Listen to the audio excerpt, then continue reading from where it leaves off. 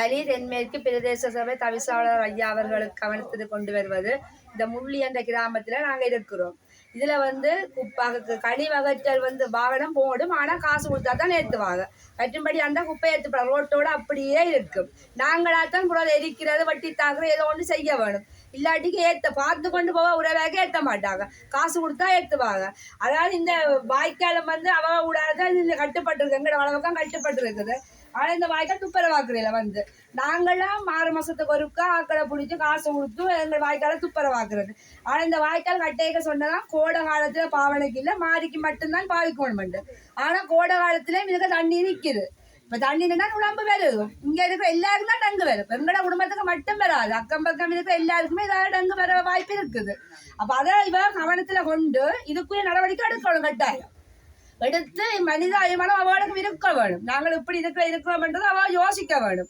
அவ மட்டும் சும்மா மேலோட்டமா பார்த்துட்டு போறதுல பெரிய யோசனை இல்லை, அதை செயற்படுத்த வேணும். செயற்படுத்தாமக்கு உயிருக்கு ஆபத்து வந்தவள் டங்கு வருதான்ட்டு அனௌன்ஸ் பண்ணுவா. வந்தோடனே டங்கு வராவது துப்புரவா இருங்கன்னு சொன்னா இந்த வாய்க்காலை கூட நாங்கள் எங்க வைக்கிறது? இந்த வாய்க்காலை தூக்கி இந்த குப்பையை நாங்கள் எங்க அகற்றுவது? இதுக்குரிய நடவடிக்கை அவ கட்டாயம் எடுத்தே ஆக வேணும். அவ அந்த ஐயா பிரதேச அவளுக்கு தாழ்மையிடம் கேட்டுக்கொள்கிறேன், இதுக்கு நடவடிக்கை அவ எடுத்தே ஆக வேணும்.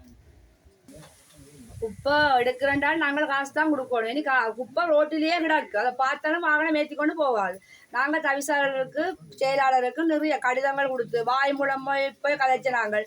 ஆனால் இதுக்கு எந்த நடவடிக்கையும் எடுக்கல.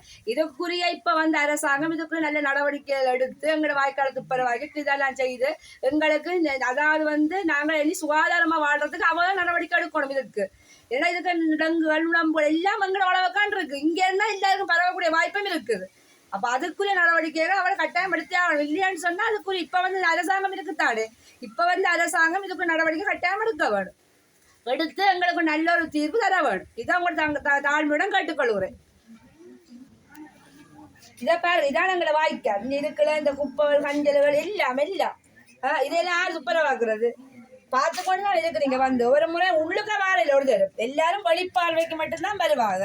வெளியில மட்டும் ரோட்ல மண்ணு காய்ச்சி போட்டு ஓடிடுவா. உள்ளுக்கு ஒண்ணுமே செய்யறது இல்லை. எப்படியே இங்க வாய்க்கால உடம்பு வர போகுது. யாருக்கு பாதிப்பு? எங்களுக்கு தானே பாதிப்பு.